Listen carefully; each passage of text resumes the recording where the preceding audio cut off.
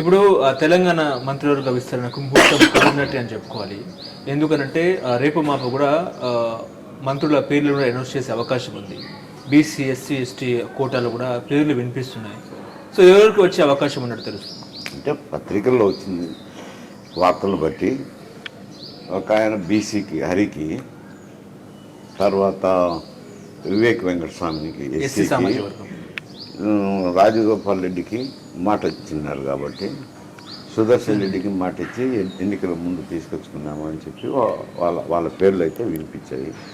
ఇంకా ఒక 2 సీట్లు అయితే 6 మందికి ఇస్తామన్నారు. ఇప్పుడు 4 పేర్లే వచ్చినాయి. మరి ఏమన్నా ఇద్దరిని సెలెక్ట్ చేస్తారా, తర్వాత ఎంపిక చేస్తారా అనేది తెలియదు.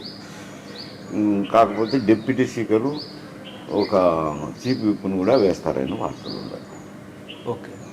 ఇప్పుడు తెలంగాణ వ్యాప్తంగా బెట్టింగ్ యాప్స్ గురించి ఏమైనా మాట్లాడతారా? బెట్టింగ్ యాప్స్ ఏదో వాళ్ళకి సినిమా హీరోల పేర్లు వచ్చినాయి, అడ్వర్టైజ్మెంట్ ఇచ్చింది, అది చెప్పమంటే చెప్తాను. ఎక్కడి దాకా వెళ్ళే అవకాశం ఉంది బెట్టింగ్ యాప్ వ్యవహారం అనేది? అది బెట్టింగ్ యాప్కు అడ్వర్టైజ్మెంట్లు ఇచ్చారు. ఒకరైతే ఒప్పుకున్నారు కదా, ఆయన ఒక యాక్టర్ అయితే ప్రకాష్ రాజ్ అయితే నాకు తెలియక చేశాను, ఇప్పుడు సాధించుకున్నాను. ఇప్పుడు వాళ్ళ మీద కేసులు అయితే పెట్టేదానికి అవకాశం ఉంది, ఎంత తారాలు కదా. ఇప్పుడు వాళ్ళు ఏమవుతుందంటే మంచి కానీ చెడ్డ కానీ చూడడం లేదు. ఎవరైతే యాడ్కు కమర్షియల్ యాడ్ డబ్బు వస్తుందని చేస్తున్నారు. ఒకసారి ఆ కమర్షియల్ యాడ్లో ఉండే చెడ్డ విషయాలు కూడా ఉండొచ్చు. అందువల్ల దానికి బిల్లు అయితే లేదు. ఇక్కడ తెలంగాణలో అయితే బిల్లు లేదు, ఆంధ్రాలో కూడా లేదనుకుంటే ఇప్పుడు యాక్ట్ చేస్తే అది ఏదైనా కేసులు వెళ్తాయి. ఇప్పుడు ఎందుకంటే యాక్టరు చేసినారు అని అంటే చెడ్డ పేరు వస్తుంది అనేది తప్పనిచ్చి దాని మీద నిషేధిత జాబితాలో ఉండి ఆ జాబితాకు అడ్వర్టైజ్మెంట్ ఇస్తే పలానా కేసులు ఉంటాయని ఒక యాక్ట్ అయితే వస్తే అప్పుడు వాళ్ళ మీద ఏదైనా ఇల్లీగల్. ఇప్పుడైతే లేదు.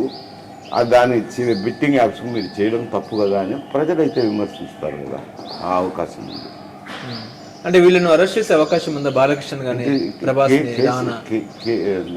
యాక్ట్ లేదు కదా ఇక్కడ. నాన్ బెయిలబులా బెయిలబుల్? అసలు యాక్టే లేదు. కానీ ఇట్లా ప్రమోట్ చేయడం తప్పే కదండి. ప్రమోట్ చేయడం తప్పు, మోరల్గా అవుతుంది. ప్రమోట్ చేయడం మోరల్గా తప్పు అవుతుంది. రోజు మనం తెలియక చేసినాము అని అంటున్నారు. ఏదో కమర్షియల్ యాడ్ కదా, యాడ్లో చేసినారు, మా వాళ్ళు సరిగా పరిశీలించలేదు, బెట్టింగ్ యాప్లని తెలియక చేసినామని చెప్తున్నారు. అందులో శిక్షించేదానికి యాక్ట్ అయితే లేదు.